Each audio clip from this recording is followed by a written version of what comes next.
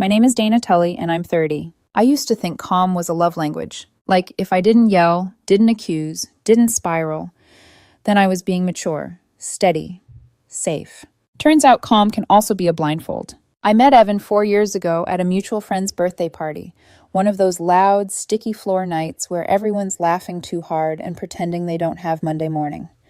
Evan was wearing scrubs because he'd come straight from the hospital, hair still damp like he'd washed his hands 1,000 times. He was a nurse, a good one. The kind who remembered details, what patients liked in their tea, what songs calmed them down, which jokes made them smile. He looked at me like I was something he could finally rest his eyes on. We move fast in that way that feels romantic until it isn't. By year 1, I was basically living with him in his downtown 2-bedroom, nice building, decent view, and a lease that was in his name from before we met. It was his place, technically, but I paid like it was ours. I make almost double what he does. Project work, job sites, long hours, steel-toe boots, and spreadsheets. Evan used to tease me that I smelled like concrete and expensive shampoo. I paid around 70% of the rent without resentment because I believed in partnership and because I loved him. Here's the thing about me and jewelry. I'm hopeless. Not cute, quirky, hopeless. Like genuinely dangerous with a credit card. I once bought Evan a sleek silver bracelet for our anniversary. I thought it looked classic. He stared at it like I'd handed him a snake. "Dana," he said gently, "it's very you." Which is boyfriend code for please never shop for me again. So when I decided I was finally ready to propose, I did what I always did when I didn't trust my own taste. I called a friend. Not my friend. His. Marcus. Evan's best friend since nursing school. Marcus is the kind of guy who doesn't do drama, doesn't fish for attention, and somehow always ends up being the adult in the room. He's blunt, but not cruel. Protective, but not possessive. And most importantly, Marcus actually understood what Evan liked. When I told him my plan, Marcus went silent for half a beat, and then he let out this low laugh, like he'd been waiting years to hear it. "It's about time," he said. "He's been acting like a husband for months anyway." I told him not to say that. It made my stomach flip in a way I didn't want to analyze. We set it up for Saturday, the perfect window. Evan said he was going to visit his sister Kayla and her new baby in the suburbs. Feeding schedule chaos, he'd said, rolling his eyes in that affectionate way people do when they're pretending to be annoyed by family. Saturday morning, Evan was up at 8 a.m. That alone should have been my first warning. Evan's sleep schedule was wrecked from night shifts. On weekends, he usually slept until noon, like a cat in a sunbeam. But that morning, he was already showered, hairstyled, cologne on, wearing his good jeans, the ones he never wore unless he wanted someone to notice. He kept checking his phone, over and over, like it was breathing for him. I watched him in the mirror while I poured coffee. He smiled at the screen, a private smile, a quick one, like a secret slipped between teeth. When he noticed me watching, he turned the charm on fast. "Hey," he said, leaning in to kiss my cheek. "Kayla needs me early. Baby stuff. Don't wait up." He said it like it was normal, but his hand was already on the doorknob, like if he stood still too long, something would catch him. I forced myself to smile back. "Okay, drive safe." He kissed me again, quick, soft, practiced. And then he was gone. The second the door clicked, I texted Marcus. "Coast is clear." Marcus showed up 20 minutes later with coffee and his iPad, like he'd prepared for battle. He'd made Pinterest boards. Plural. "I didn't know if you wanted classic, modern, minimalist, rich person who doesn't want to look rich," he said, swiping like a man on a mission. I laughed. A real laugh. Because for a moment this all felt light. Good. Like the kind of secret that builds a future instead of burying it. We narrowed it down to 3 options at Marino's on 5th Street, this upscale jewelry place with velvet trays and soft lighting designed to make you forget numbers have meanings. Marcus insisted we go in person, so we did. In the store, under bright glass and polite smiles, I chose a stunning round cut with a platinum band. Simple, clean, timeless. The kind of ring that costs more than my first car. Marcus stared at it, then at me. He's going to cry. I swallowed the sudden lump in my throat. I hope so. I handed over my credit card. Just like that, I was $10,000 poorer and engaged adjacent. Marcus held the bag on the way out like it contained something fragile and sacred. "Do not," he warned, "put this down anywhere. You'll forget it and accidentally propose to a stranger." We grabbed lunch after. Nothing fancy, just sandwiches, because we needed somewhere to sit and breathe. And the whole time, there was this warm hum inside me, like I was walking toward a life I'd chosen on purpose. When we walked back toward my car, I realized something practical. I should check when Evan was coming home. Because the last thing I needed was him walking in while I was hiding a $10,000 ring like a raccoon with stolen treasure. I pulled out my phone and texted, "Hey babe, what time are you heading back?" Thinking Thai for dinner. His reply came in less than a minute. "Going to be late. Met up with Marcus for shopping. Won't be back till 8 or 9. Order without me. Love you." I stopped walking. Read it again. Then again. My fingers went cold around my phone. Slowly, I turned to Marcus. Marcus was right beside me, holding the Merino's bag. Very much not shopping with Evan. I didn't say anything at first. My brain tried to fix it by force. Maybe Evan meant later. Maybe he mixed up names. Maybe. Marcus saw my face and reached for my phone without asking. He read the text once. The color drained from his face so fast it was like someone pulled a plug. "Oh," he said, voice flat. "Oh, Dana." We stood there on 5th Street with the ring bag between us like a bomb. Evan had used Marcus's name as an alibi. Not by accident, not by mistake. Deliberately, cleanly, confidently. Marcus's expression flickered through confusion, rage, and something that looked like grief. "Text him," Marcus snapped, already unlocking his own phone. "Ask where he is. Tell him—" I grabbed his wrist. "Don't," I said, sharper than I meant to. Marcus froze, then looked at me like I'd surprised him. My pulse was loud in my ears, but my voice came out steady. "If we tip him off," I said, "he deletes everything." Marcus swallowed. "So you think he's—" I didn't answer. I didn't want to speak it out loud. Instead, I opened the location app Evan had insisted we share for safety. He'd set it up years ago, worried about me driving home late from job sites. "See," my brain tried to say. "He cares." I tapped his name. A little blue dot appeared. Not in the suburbs. Not near Kayla. Not at a mall. Not anywhere that matched his story. The dot sat in one place, like it owned the ground beneath it. The Riverside luxury apartments. My stomach sank, because I knew exactly who lived there. Tara, Evan's ex-girlfriend. 2-year relationship before me. Ancient history, he'd called it. We're not in contact, he'd promised. "She's crazy, Dana. You'd hate her." Marcus leaned closer, saw the screen, and whispered a curse under his breath. "You have got to be kidding me," he said. "Tara?" The world didn't tilt. It didn't explode. It just went quiet, like someone had shut a door inside my chest. Marcus started pacing, hands in his hair. He used my name. He used my name like I'm some cover story. His anger wasn't just loyalty to me. It was humiliation, betrayal. Evan hadn't only lied to me. He'd pulled Marcus into the lie like collateral. I stared at the blue dot, unblinking. $10,000. 4 years. And a man who could kiss me goodbye and then text "love you" while walking into his ex's building. Marcus stopped pacing and looked at me, eyes hard. "What do you want to do?" The old version of me would have confronted Evan immediately. Called him. Screamed. Demanded answers. Fallen into a 3-hour argument where he cried, apologized, accused me of being paranoid, and somehow I ended up comforting him.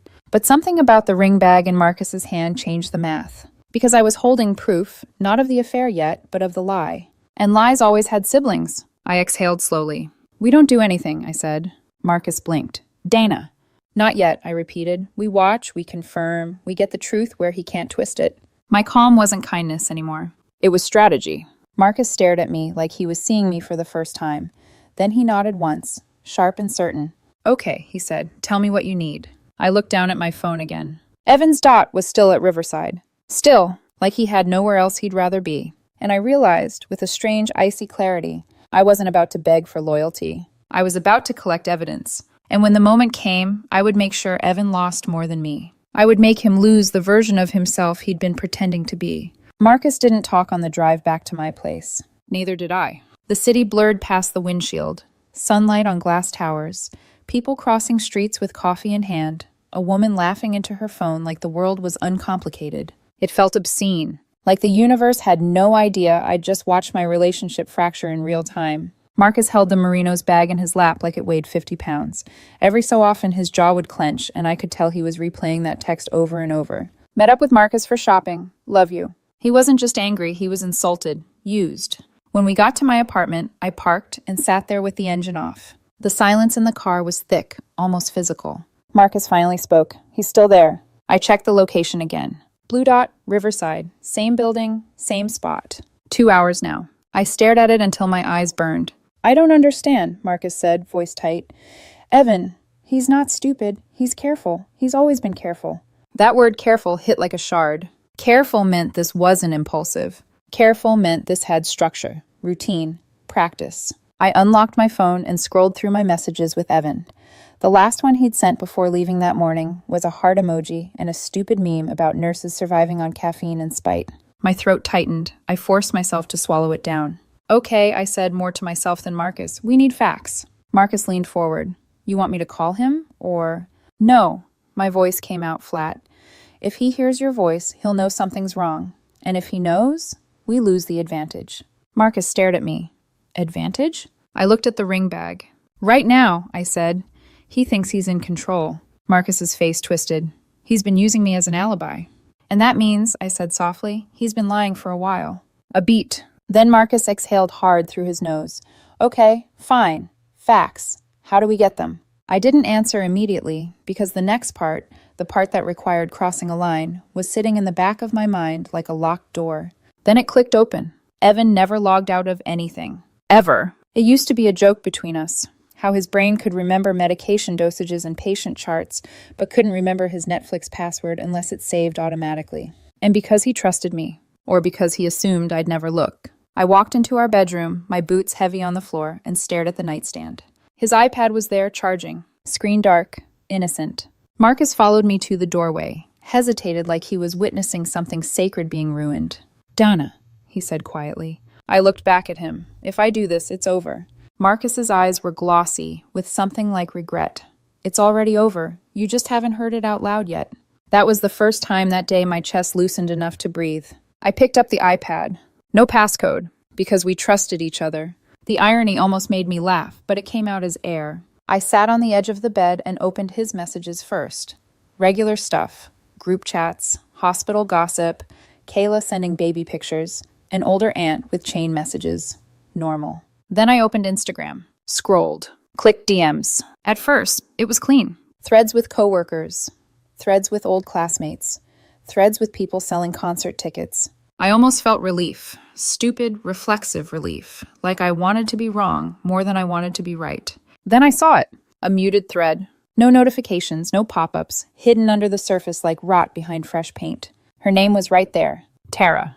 My fingers hovered a second before tapping. Marcus moved behind me, his shadow falling across my shoulder. The thread opened, and everything went cold. Not in the dramatic, cinematic way people describe heartbreak.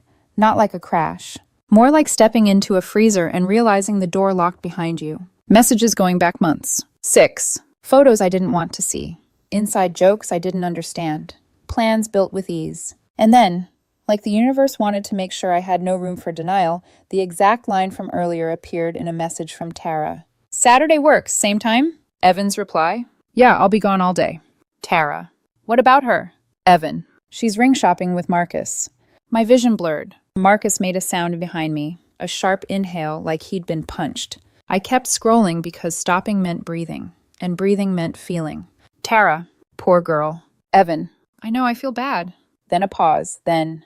But you're the one I can't stop thinking about. I heard Marcus whisper, no, no, no. My hands started shaking, but I forced them steady. More messages. Tara sending selfies. Evan responding with heat and familiarity that made my skin crawl. Then the gut punch, plain and simple. I love you. Not to me. To her. I kept going. There were logistics, like an operation. Tell her you're working late. Use me or Marcus. She won't question it. You have to start saving. You can't keep taking her money forever. Evan. I'm not. I pay my share. Tara. Stop lying. You told me she covers most of the rent. Evan. Yeah, but it's because she wants to. She likes being the provider, makes her feel important. My stomach lurched. I couldn't even be offended. I was too stunned at the cruelty. I'd been proud of how much I gave. I thought it was love. To him, it was a personality flaw he could monetize. Marcus stepped closer, voice shaking with fury. He said that about you? I didn't answer. I scrolled until my thumb went numb. Tara had sent apartment listings. Evan. I can't afford any of those on my own. Tara. Move in with me. Evan. Not yet. Tara. Why? Evan. Because if she finds out before I'm ready to leave, she'll lose it. I need to be strategic. I'm building my exit fund. Exit fund. A fund built from my rent payments, my groceries, my shared savings. My trust. Marcus grabbed the edge of the dresser like he needed something solid. Oh my God, he whispered. Oh my God, Dana. My throat ached. My eyes burned. I blinked hard, and the tears still fell anyway. Silent, hot, humiliating. I wiped them off with the back of my hand, angry at myself for producing anything soft. Then I did the next thing. I started screenshotting everything. Every message, every date, every plan. Marcus watched, and I could feel his anger vibrating behind me. "Send them to yourself," he said. I airdropped them to my phone. Then I cleared the recently viewed and closed the app like I'd never been there. I sat back on the bed and stared at the iPad in my lap. $10,000. 6 months of lies. 4 years of a relationship that apparently meant less than a muted DM thread. Marcus sat beside me carefully, like I might shatter if he moved too fast. "I'm sorry," he said, voice raw. "I didn't know." I believed him. Marcus was blunt, but he wasn't cruel. If he'd known, he would have told me. But guilt still shadowed his face. "He used my name," Marcus said, jaw tight again. "He made me a shield." I nodded slowly, staring at the floor. And then, without warning, a different thought slid into place. Sharp and bright. Evan's birthday, 1 week away. The huge party at Lucia's, the trendy upscale Italian place his cousin managed. Private room. Exposed brick. Edison bulbs. The kind of setting built for photos and fake perfection. Evan had been planning it for months. He wanted that night. He wanted the attention, the performance, the storybook moment. And suddenly, I understood something in my bones. If I confronted him now, he'd cry. He'd twist it. He'd tell me Tara meant nothing, that I was overreacting, that I invaded his privacy. He would steal the ending. No. If Evan had been strategic, then so could I. I stood up, the iPad still in my hand, and walked to the living room. The Merino's bag sat on the coffee table like a quiet accusation. Marcus followed me. "What are you thinking?" he asked. I looked at him, Evan's best friend, the one Evan trusted enough to use as a cover, and I realized I'd gained something Evan hadn't expected. An ally inside his world. "I'm thinking," I said slowly, "that Evan thinks I'm the kind of woman who will break privately." Marcus's eyes narrowed. "I'm not," I finished. Marcus's mouth pressed into a hard line. "What do you want from me?" he asked. I met his gaze. "I want you to keep your mouth shut," I said. "No hinting, no confronting, no emotional texts, not even a vague, 'we need to talk to him.'" Marcus nodded once. "I want you to watch," I continued. "If Evan lies again, I want to know the details. Times, excuses, names." Marcus's nostrils flared. "You want a ledger?" "Yes," I said. "A timeline. He built this. We document it." Marcus looked like he wanted to break something. Then he exhaled and forced calm into his voice. "Okay, I'm in." I reached down and lifted the ring box out of the bag. Velvet, heavy, brilliant. A future Evan didn't deserve. And as I held it, something inside me, something that had always tried to be reasonable, to be fair, finally stopped negotiating. Evan had lied with ease. He'd used my love like a resource, so I would stop being the resource. I would become the consequence. I set the ring box back in the bag and pushed it toward Marcus. "Hold on to that," I said. Marcus blinked. "Why me?" "Because if it stays here," I said quietly, "I might smash it through a wall." Marcus let out a humorless laugh and picked it up carefully, like he was carrying a tiny coffin. I turned back to my phone and checked the location one more time. Blue dot. Still at Riverside. And I realized, with a strange clarity, that Evan wasn't even rushing home. He wasn't even worried. He thought he'd gotten away with it. He had no idea that by lying and using Marcus's name, he'd handed me the cleanest proof imaginable. I stared at the dot until my eyes steadied. Then I looked at Marcus. "One more thing," I said. Marcus's eyebrows lifted. "If he comes home and kisses me tonight," I said, voice calm and low, "I'm going to kiss him back." Marcus looked horrified. I swallowed the bile rising in my throat. Not because I want to, because I need him comfortable. I need him careless. Marcus's expression shifted. Pain, then understanding. "You're going to act normal," he said. "I'm going to be perfect," I corrected. Because the most dangerous thing you can do to someone who thinks you're powerless is let them think they're winning. Evan came home that night at 9:12 p.m. I know because I checked the time like I was logging evidence for a case file. The door opened, keys tossed into the bowl, shoes kicked off with the same careless rhythm I'd watched for years. He smelled like citrus soap and something sweeter. Her shampoo, probably. I didn't ask. I was on the couch, laptop open, legs tucked under me like it was any other Saturday night. "Hey," he said easily, leaning down to kiss my forehead. "Sorry I'm late. Kayla's exhausted. Baby stuff is no joke." I smiled. A real smile, soft, understanding. "It's okay," I said. "I ordered Thai. It's in the fridge." He relaxed instantly. I felt it in the way his shoulders dropped, in the way he didn't hesitate before kissing me again, longer this time. "You're the best," he murmured. I wrapped my arms around him and hugged him back, and something inside me went very still. That was the moment I understood just how good Evan was at this. He didn't hesitate. He didn't flinch. He didn't over-explain. He lied like it cost him nothing. Over the next week, I became everything he expected. Attentive, affectionate, easy. I asked about his shifts. I listened to his stories. I laughed at the right moments. I brought home his favorite takeout on late nights. I let him complain about coworkers. I didn't question why his phone was suddenly always face down. When he said, "I'm working late," I nodded and kissed his cheek. When he said, "Marcus and I might grab a drink," I smiled and told him to have fun. And every single time after he left, I documented it. Date, time, excuse. Marcus and I barely spoke out loud anymore. Everything was text, clean, precise. Monday, double shift. Location, Riverside. Tuesday, study group.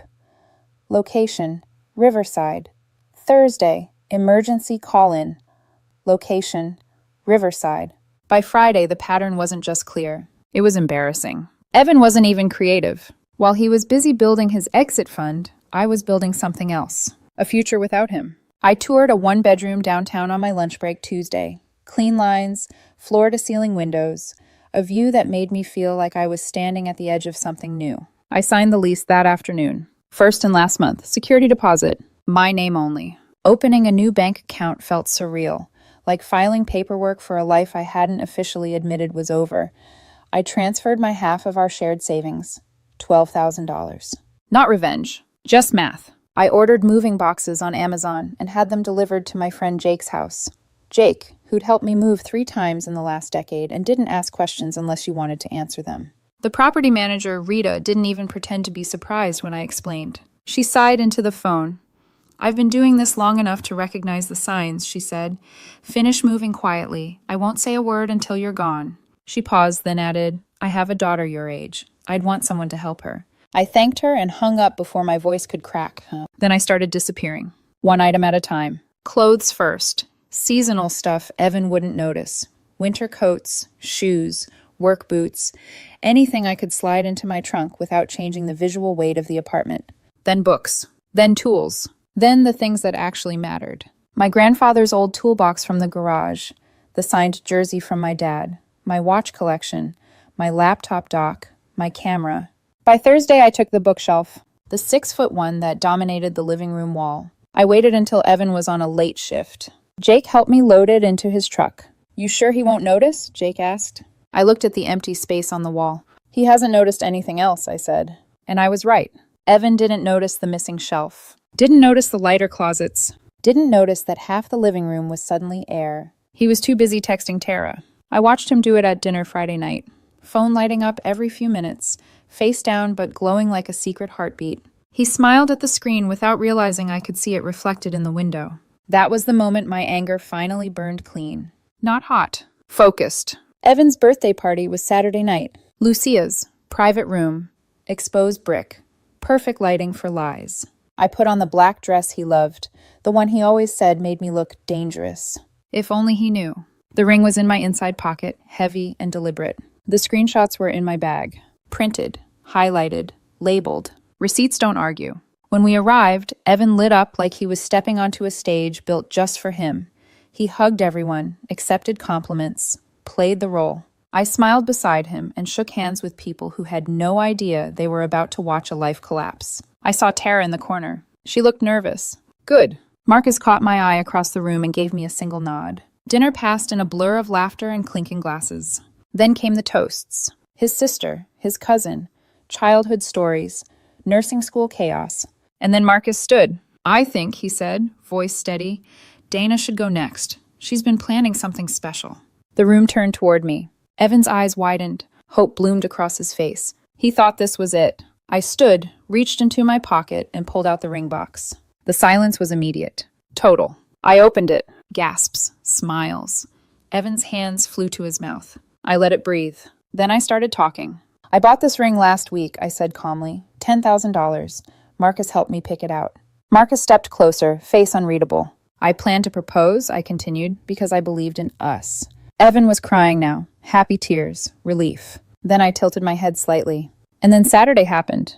The air shifted. I described the morning, the shopping, the text. I quoted him, word for word. His smile cracked. Just a little. I turned to Marcus. Funny thing about that message, I said. Marcus was with me, holding this ring. Whispers rippled. Evan tried to speak. I kept going. I checked location sharing. Evan wasn't with his sister. He wasn't shopping. He was at the Riverside luxury apartments. I looked straight at Tara, where his ex-girlfriend lives. The room exploded. Evan shouted about privacy, about trust. I laughed. Then I pulled out the screenshots. Dates, messages, plans. The muted thread. The exit fund. The rent. The lies. Faces drained of color. Someone gasped. Someone swore under their breath. I handed copies to his sister, to Marcus, to his coworker Jennifer, who went very still when I mentioned falsified timesheets. Evan collapsed into apologies and rage and denial all at once. It didn't matter. I closed the ring box. Set it on the table. That was the proposal, I said. This is the ending.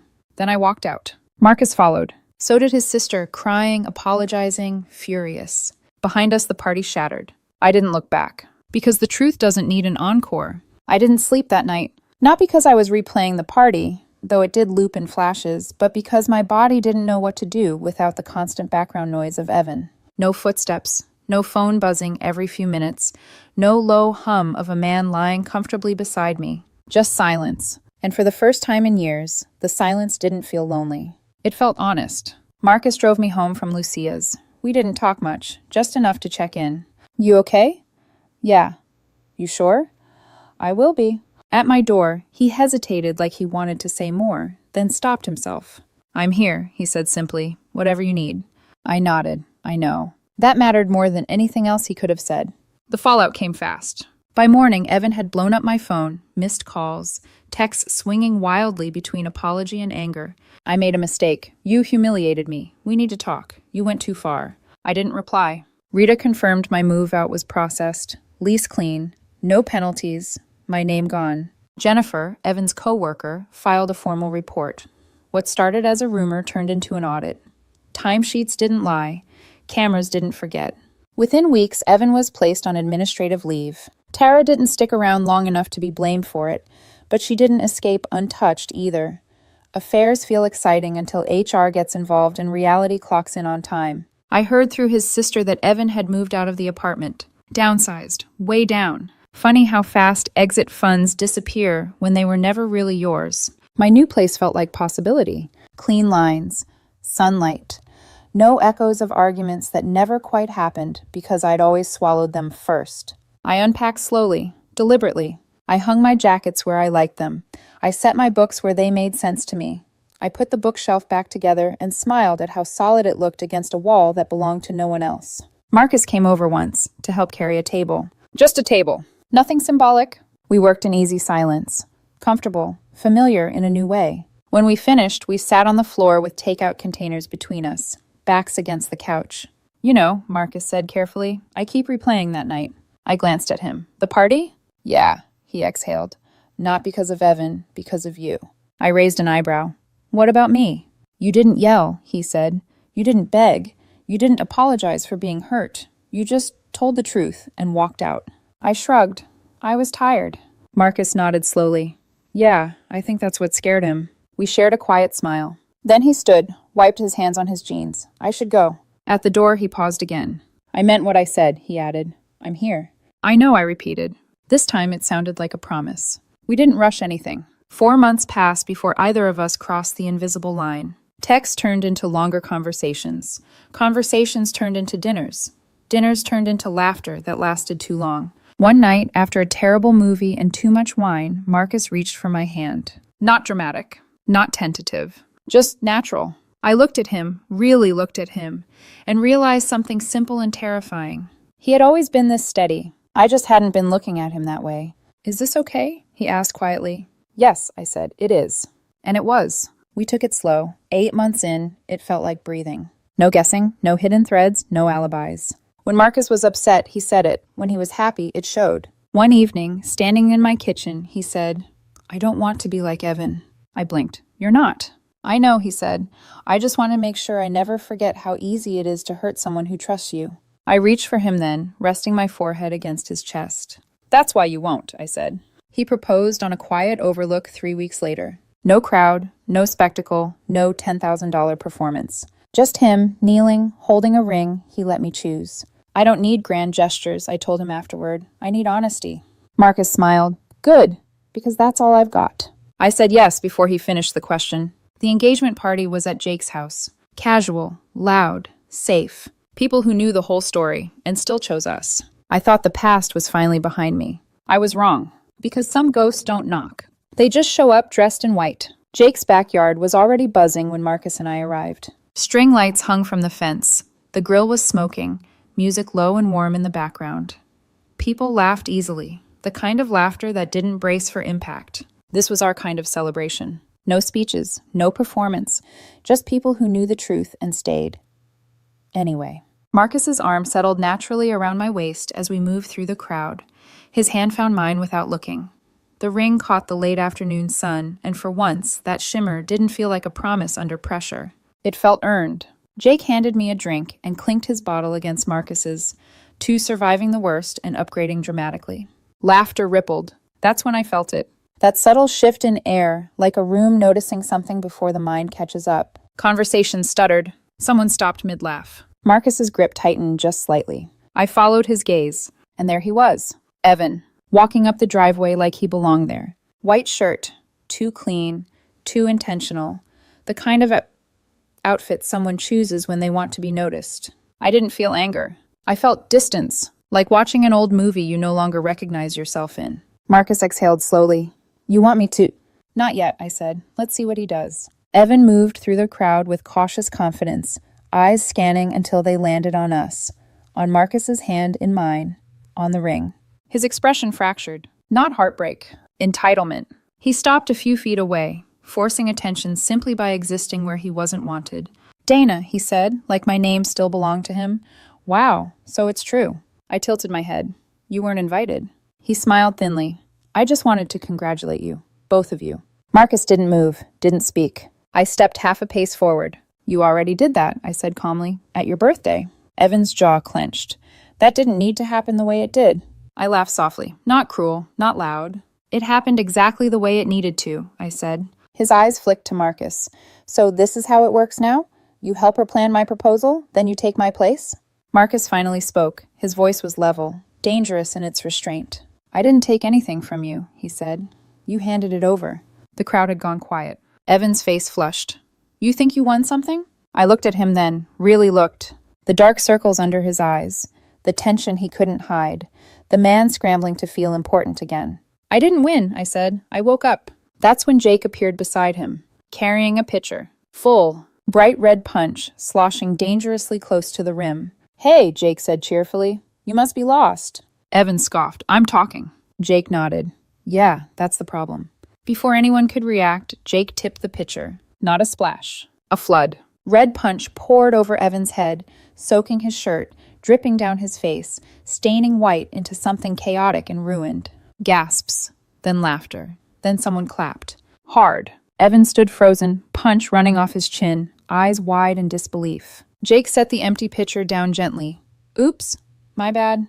Silence. Then, oh my God. Jake. Worth it. Evan finally found his voice. You're insane. Jake shrugged. Maybe.